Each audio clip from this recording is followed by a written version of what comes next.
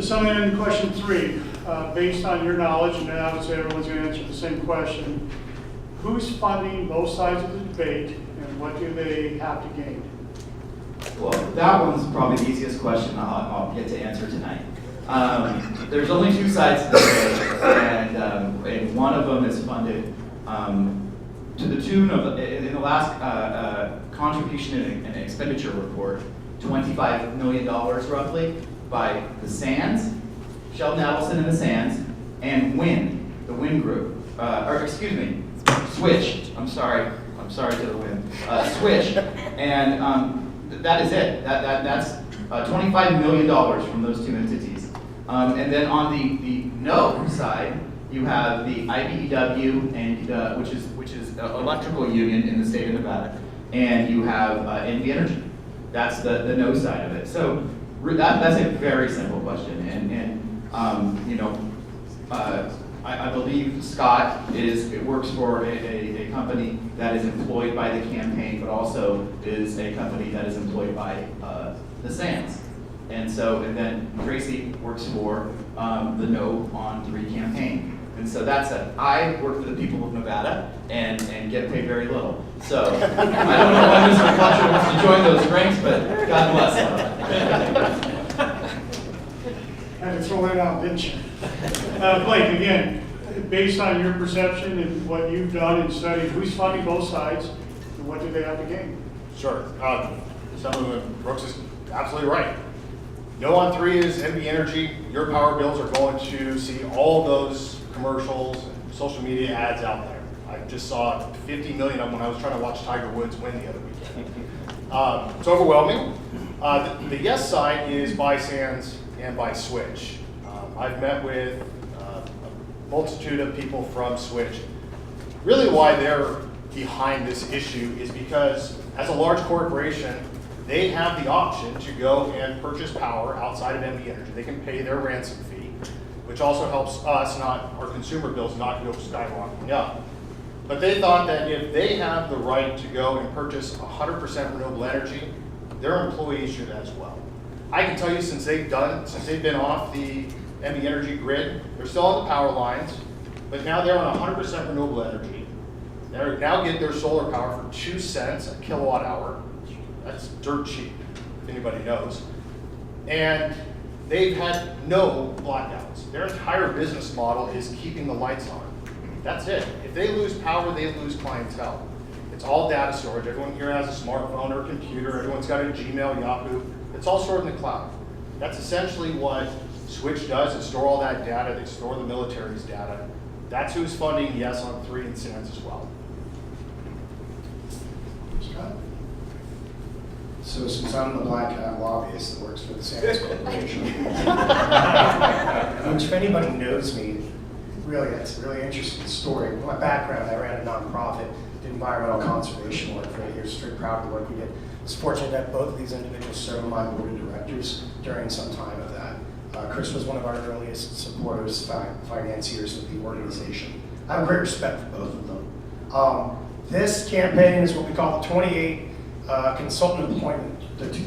Consultant Employment Act, because all of us have worked with each other for years, trying to do good for this state.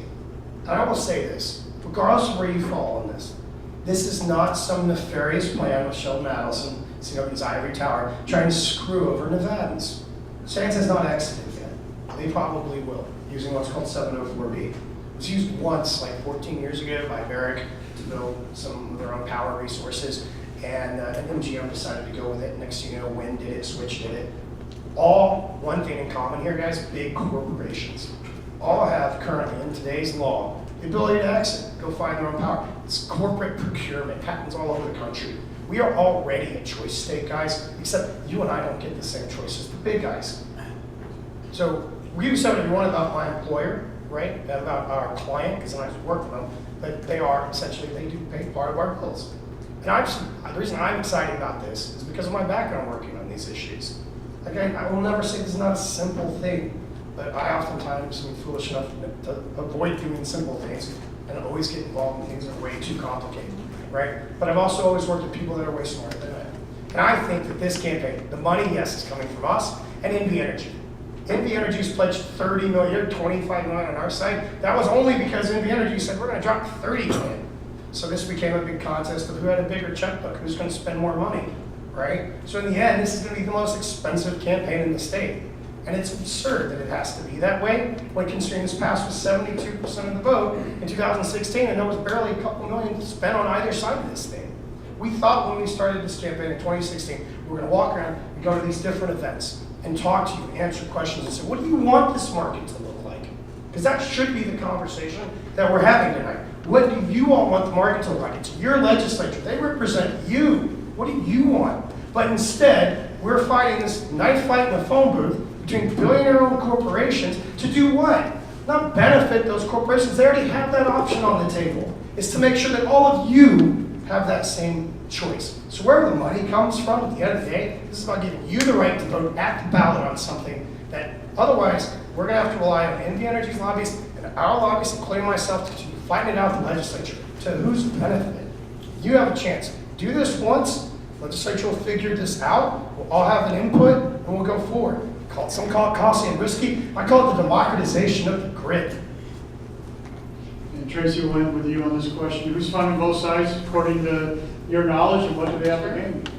Well, I think Scott just proved my point, actually, that question 3 truly would only benefit large corporations on the backs of residential ratepayers and small businesses. And again, I think that's pretty evident. If you look at the other states that have deregulated, you see that. They have higher rates, they do not have lower rates. This would only benefit large corporations. So I do represent the Coalition to Defeat Question 3. Just want to quickly tell you about that. We actually have thousands of members that are a part of our coalition. This is not just about NV Energy, and I want to make sure to underscore that. There are actually, NV Energy does not provide 100% of service or electricity to the entire state. There are rural Nevada areas where in fact they have 14 co-ops that provide electricity to those areas. They all equally oppose question 3 because it's risky and it would dismantle their existing reliable system. So the Coalition to Defeat question 3, as I said, we have thousands of community leaders and elected, several elected officials, hundreds of small businesses that all oppose it. We have environmental groups like the Sierra Club that oppose it, public health and safety groups, the Nevada Association of Firefighters and police officers oppose this because of concerns that what we've seen in other states, the reduction of consumer protections and a less reliable electricity system literally poses health risks to those that rely on home medical equipment, for example, that don't have reliable electricity in states like California. We also have education groups, we have senior groups like the AARP, we have veteran groups, we have the mining and the farming associations that all oppose this. We also have, as I said, the rural Nevada co-ops, we have labor and union that you heard Chris Brooks talk about, and we also have all the chambers of commerce, literally, that have come together to oppose this, the Latin, the Asian, the urban, the Metro Chamber of Commerce. They have all taken a very close look at this and have found this would be bad for our state, it would be bad for us as residential ratepayers, rates will go up, and it would also be bad for small businesses. So for those reasons, we have this coalition of people that have come together to oppose this. It's risky, it's costly, it is not what the yes side makes it appear to be. It's not choice if your only choice is to have higher electricity rates. That is not choice. Thank you. We'll pass that down to Blake because he's up next. This is probably the biggest question, the one that I'm always asked at the door, and I can't answer it. And again, this is from your perspective, your knowledge. Blake, what will this mean for the average residential rate payers bill? Well, I can tell you, I have worked with over 150 different utilities in 28 different states. Of those states, I don't agree with No's thing about, well, in choices, in states that have deregulated energy, there's only higher rates.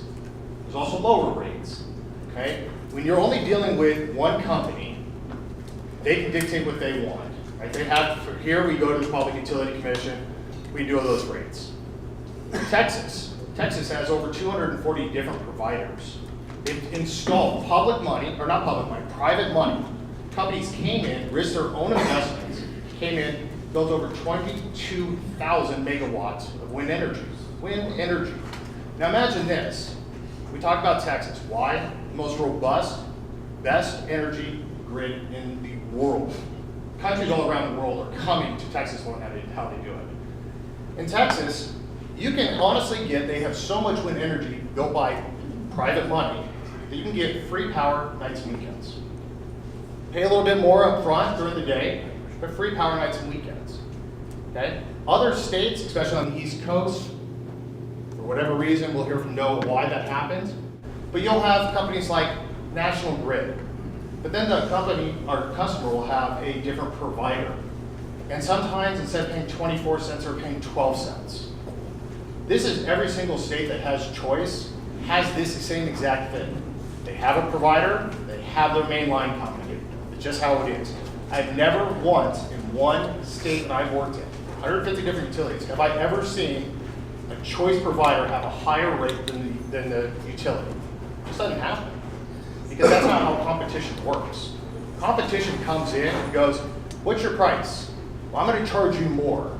Guess who they're not going to get? Your business, right? That's capitalism. You have to be competitive in a marketplace in order to gain some of these business. You have to have fantastic customer service. You have to have fantastic grid service, reliability. You have to have all of that. Otherwise, you don't have a business. And so when private money comes in, let's say this passes, and NV Energy has to sell off their stranded assets. Okay? Companies are going to come in and they're going to purchase those assets. Why? Because they are making a calculated investment that they can get the energy at the right price to feed your business. Thank you. Pass it on to Scott. Scott, again, from your point of view, your knowledge and experience, what is question 3? What's it going to mean for the average ratepayer in the state? Well, I wouldn't do very well with this in appearance. I'm here to increase your power bills, folks. That's not the goal. Now, Gwen Center said, we don't know if your rates are going to go up or less. PUCN put out a report. I'm going to talk about PUCN capture. Well, it's the same story. PUCN wrote a really nice report that really benefited the utility in this regard. And we questioned it, and then we get called out for questioning it, and that's how these things work. But long story short, there is no definitive answer. And anybody who sits up here and says, your rates are going to go up is lying to you. And anybody who says your rates are going to go down, I can promise you that, they're lying to you. But what I will tell you is this. I am from Texas. My family still lives back there. And I've asked them, could you just send me power bills for this last summer? And back to a lot of stories about rates are going up. It's going to go crazy. Everybody in Texas is going to have to turn off their power. That grid held up, all right? They had plenty of energy. And my mother, 2 of my sisters that all live there, they're all paying 7 cents per kilowatt hour. One of them, her prices went up to 9 cents because she forgot to renew. They popped it up to 13. She called them, said, I forgot to renew. I'm a busy working mom. They said, oh, well, we can't put you back at 7, but you're at 9. I'm paying 11 cents for my energy residential rate. It's still cheaper. We could sit here and we could all binders full of power bills from all these markets and try to convince you one way or the other that these individual power bills in all these individual cases are proof positive that you're going to pay less or pay more. What I will tell you is this. This is about our market. Nevada has something going on right now that's exceptionally special. And I'm proud. I had lunch with one of my mentors earlier today. We were talking about this idea that we win on solar energy when we stop calling it solar energy. We just call it energy. It's not clean energy. It's just energy. Because that's what we do here in Nevada. And one of the people I'm proud to sit up here is a guy that made that happen. Early investments, in addition to regulations and things that push the market. But the market has borne out. That's why Switch is buying or building solar for so cheap, buying it for so cheap, in a competitive wholesale market, which that gets overlooked a lot. We have a huge opportunity here to have some of the lowest rates in the nation. I said a possibility. Of course it could get mucked up along the way, but I don't believe that's going to happen, because otherwise I couldn't sit here and look you in the eye and say, I honestly believe it's going to be less, but I can't promise you that. So all I'm going to say is this is not the Northeast. We're definitely not California. And anybody who just a cursory research will tell you, this isn't 20 years ago. We're not Enron. That's not happening. 2 former FERC commissioners were here a couple weeks ago. Yeah, we invited them out. One of our spokespersons put yes on 3. It's the former chairman of the Federal Energy Regulatory Commission. These are smart people that work in these markets, and they're telling us all the same thing. It won't be California. They're not promising you what's going to happen in Nevada, and I won't do that either. But I can promise you this. We're not going to be California. Why are we California 20 years ago? We're not going to be California today. We're Nevada. What's special going on here with our renewable energy assets and resources? This was going to unleash that market. One last thing I'll say. NV Energy likes to talk about all this clean energy they're going to build if this doesn't pass. Good for them. I hope we do pass, because you know what? It's just about who gets to own it. Either they get to own all of it, or we all maybe get to own some of it. Why? Because of programs like solar aggregation, community aggregation, rooftop solar. We can expand on that as we get a question. But the point is, it really comes down to who owns the power, right? And who gets the power to choose? The utility and the regulators, for all of us. Obviously with regulatory oversight. This is not deregulation. But now we have a competitive market, both wholesale and on the retail side. That's exciting. And I'm a kind of liberal Democrat. And I'm telling you, the free market is what's moving energy production for this state. It's how we're going to get past this dependence on fossil fuels. Whether you have to fill out fossil fuels, I don't want to debate that. You can't rate it if you want. But my point is, I am an environmentalist who loves regulations, and the free market in this case is going to do far more than our regulations will ever do for us. Thank you, Tracy. Again, what's this going to mean for the average person sitting here like us? Everyone pays for energy, so Sure, what's it sure. going to mean? There's a lot to unpack with what my friend Scott just shared, and I do encourage you guys to pay attention to the ads that you're seeing, because unfortunately, the yes ads are actually saying if question 3 were to pass, you would have lower electricity rates. And the reality is, the spokescommittee, the spokespeople on the yes side actually spoke in front of the Public Utilities Commission during public hearings and stated, we can't guarantee rates will go down. So there is something we can agree on there. But the yes ads are misleading then. To Scott's point, he just countered what the yes ads state, that rates will go lower if question 3 passes. And that is not the case. What I can tell you, 24 states have attempted electricity deregulation. 14 remain today. And what I can share with you is in those states, they have mostly experienced higher electricity rates, less reliable service, rolling blackouts, and less consumer protections. It has cost those ratepayers billions of dollars. So don't take my word for it if you don't want to. I know Texas was brought up. Go to the Houston Chronicle's website. You could probably find more than a dozen articles that states this summer alone, customers in across Texas have experienced significant problems with rate hikes this summer alone and a less reliable electricity system. So again, I encourage you to look that up. Don't take my word for it. Don't take Blake or Scott. The rates have gone up in these markets. So a couple just quick things to, again, unpack here because there were a lot of claims made. The reality is if question 3 passes, the Public Utilities Commission will not be able to regulate rates. I agree with you, regulation is good. It keeps rates low and affordable and fair. If this passes, the PUC no longer can regulate the rates. That's the biggest consumer issue we should all be worried about. How does this affect our rates? Guess what? The PUC can't have a say over any of that. They will have no oversight over the rates. So these new electricity companies coming into this market can literally charge you whatever they want, and they can impose whatever contractual obligations they will in contracts they will force you to sign to have their service, and the PUC cannot regulate any of it. The only regulation they will have is over, for example, implementing them to do business in this state, okay? So that's the biggest difference that I think consumers need to be worried about.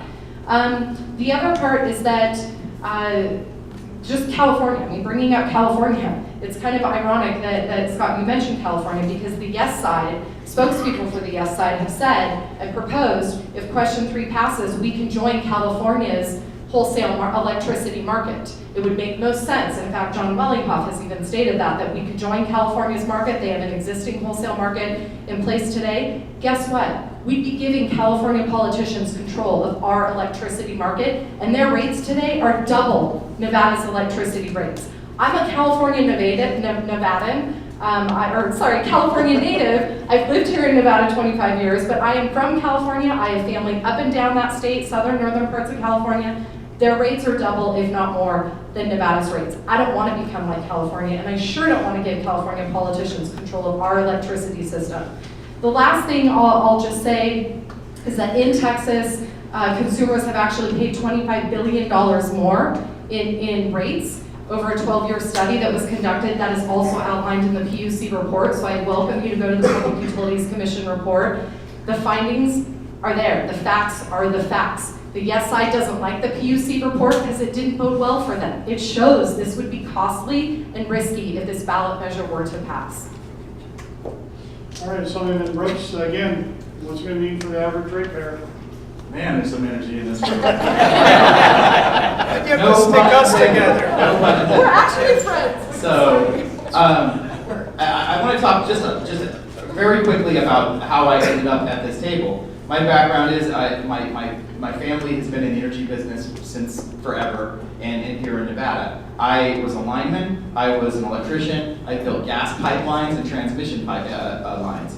I started the first solar company, and then I developed solar power projects where we would develop the project and then sell the energy either to an industrial off-taker or a utility. And then I became the executive vice president of a customer-owned electric utility where we sat there and we looked at the cost of service and we made the rates. I did all of that before I went to the Nevada legislature. I have fought the system that we currently have in the Nevada legislature as an advocate, lobbying on behalf of my company, and then as a legislator for the last 18 years. So I am not invested in everything staying exactly the way it is. I want to disrupt it. My entire career has been about disrupting it. But during the course of the legislative session, I was the chair of the Assembly Committee on Energy. In the interim, I'm the vice chair of the Legislative Committee on Energy. I was appointed by Republican Governor Brian Sandoval, I'm a Democrat, Republican Governor Brian Sandoval, to the Governor's Committee on Energy Choice. We had 25 meetings. I've been listened to hundreds of hours of testimony. You've been there for a lot of them, and hundreds of hours of testimony and thousands of pages of documents. I've traveled around the country, talked to regulators and utilities and how this can be implemented. I have worked with every stakeholder, whether they're an opponent or a proponent of this measure. And I have come to a conclusion by the body of all of that evidence that this is not good for Nevada consumers. So I don't want to get hung up on the rhetoric of, well, this state did that, and this state did this, and yes, we're not California, but guess what? We sure as hell ain't Texas either. We're Nevada, and we have a very unique market here, and we have looked at this, we're addressing this, and it is my I would say, expert opinion as someone who has kind of dedicated my life to this issue, that this will negatively impact residential consumers and small businesses throughout the state. There will be large consumers that this will help. This will lessen regulatory burden. That means it clears the way for them to do whatever they want. I think that this hurts our ability to rapidly decarbonize and rapidly adopt renewable energy, and I think that it raises the rates on residential ratepayers. And so that's, you know, I represent my district. I don't represent industry. I don't represent no. I don't represent yes. I sure don't represent NV Energy. I had a knockdown, drag-out brawl with them in this last legislative session. And I sure don't represent Switch or Sands. I represent the nearly 100,000 voters in Assembly District 10 who, if you are familiar with Assembly District 10, it is the middle of Las Vegas. These are not wealthy voters. They're mainly senior, very working class, and they cannot spend another penny on their power bill. That is my primary consideration when I come to this issue. And so a lot of the energy that is devoted to these arguments, I respect, agree with points on both sides. But my number one job is to answer the question that Mr. Fletcher asked, how does this affect Nevadans? And that is why I am so adamantly against it. Perfect. I love the passion. I really do. It stops trying to steal my votes out of my district.